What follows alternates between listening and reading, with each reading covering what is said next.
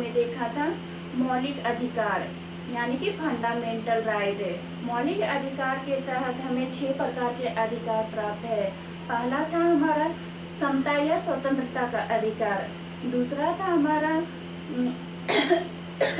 समता यानी कि समानता का अधिकार, तीसरा था हमारा शोषण के विरुद्ध अधिकार, चौथा है हमारा धार्मिक अधिकार। यानी कि कल हम अनुच्छेद आर्टिकल 12 से लेकर 24 तक का वर्णन किए थे और आज आइए हम उसके आगे वीडियो को बढ़ाते हुए आगे का वर्णन करते हैं। तो हमारा चौथा अनुच्छेद है धार्मिक स्वतंत्रता का अधिकार, यानी कि जिसमें अनुच्छेद 25 से लेकर 28 तक का वर्णन किया गया है।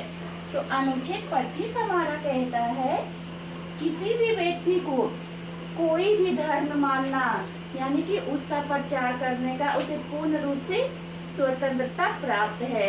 यानी कि कोई भी व्यक्ति जैसे मुस्लिम धर्म से बिलोंग करता है, यदि वो चाहे कि हमें हिंदू धर्म को अपनाना है तो वो स्वतंत्र रूप से इस धर्म को अपना सकता है, इसके लिए उसे कोई मनाही नहीं है, जिसका वर्णन 25 में किया गया है। अगला अनुच्छेद आता है हमारा 26 धार्मिक क्रिया की प्रचार करने की स्वतंत्रता।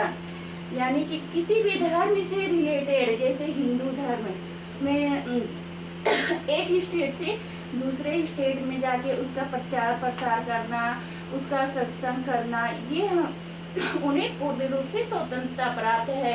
तो जिसका वर्णन अनुच्छेद 26 में किया गया है।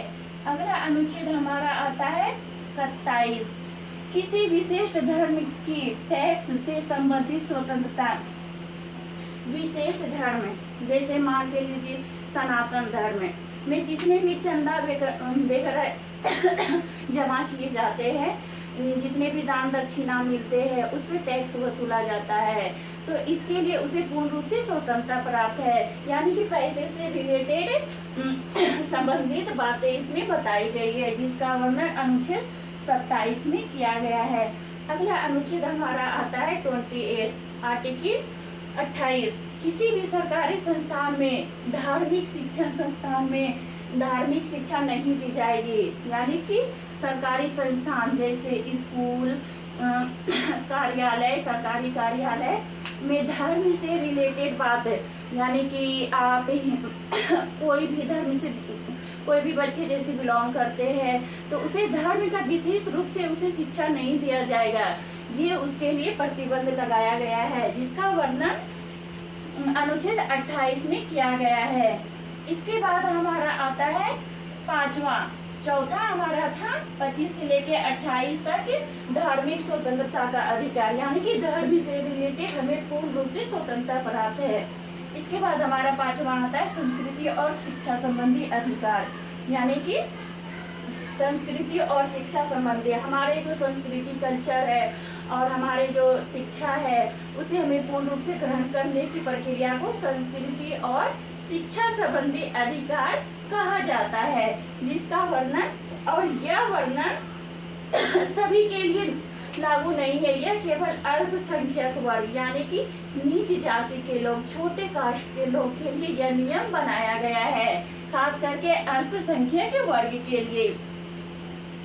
तो अनुच्छेद 29 यानी कि आर्टिकल 29 हमारा कहता है अल्पसंख्यकों के हितों का संरक्षण, यानी कि अल्पसंख्यक वर्ग के जो लोग होते हैं उनके हित यानी कि उनके बचाव, उन्हें शिक्षा ग्रहण करने, उन्हें अपनी संस्कृति भाषा और लिपि को उसके बनाने की प्रक्रिया, उनके हित यानी कि उनके अधिकार इसमें बनाए गए हैं, जिनका वर्णन आर्टिकल 29 में दिया गया है।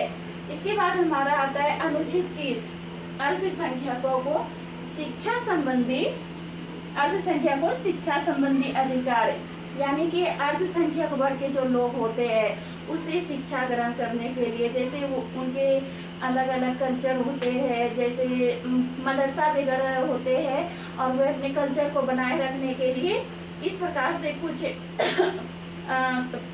शिक्षण संस्थान खोलते हैं, जिसका वर्णन अनुच्छेद 30 में किया गया है। ये था हमारा आर्टिकल 30। इसके बाद हमारा आता है छठा यानी कि मौलिक अधिकार की छठा टॉपिक ये हमें हमारे संवैधानिक उपचारों का अधिकार। आइए सबसे पहले जानते हैं कि संवैधानिक उपचारों का अधिकार क्या है।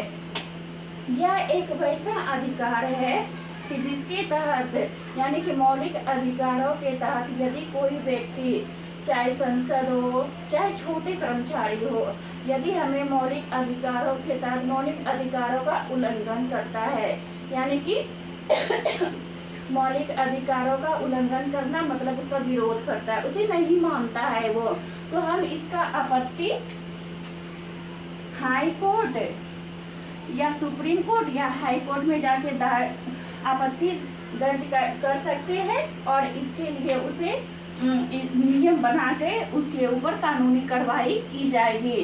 तो ये थे हमारे संवैधानिक उपचारों का अधिकार।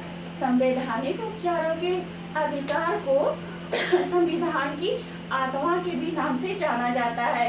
ये हमारा VVI क्वेश्चन है, कई एग्जामों में पूछा भी गया है कि संविधान की आत्मा, डॉक्टर भीमराव अंबेडकर ने संविधान की आत्मा किसे कहा है। तो यही हमारा छठा जो मौलिक अधिकार आते हैं, संवैधानिक उपचारों का अधिकार, डॉक्टर भीमराव अंबेडकर ने संविधान की इसे आत्मा की संज्ञा दी है।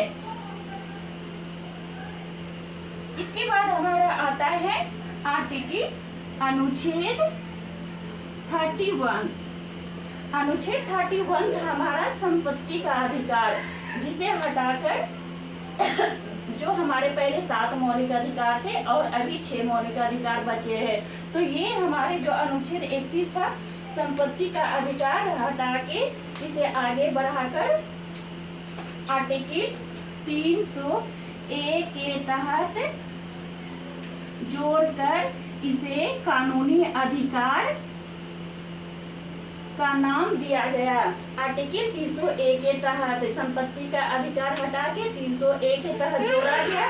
संविधान सभा में संशोधन हुआ, उसके बाद 1 के तहत जोड़कर उसे कानूनी अधिकार का नाम दिया गया। ये है हमारे 31 आर्टिकल संपत्ति का अधिकार, और ये अब हटा दिया गया है। इसके बाद हमारा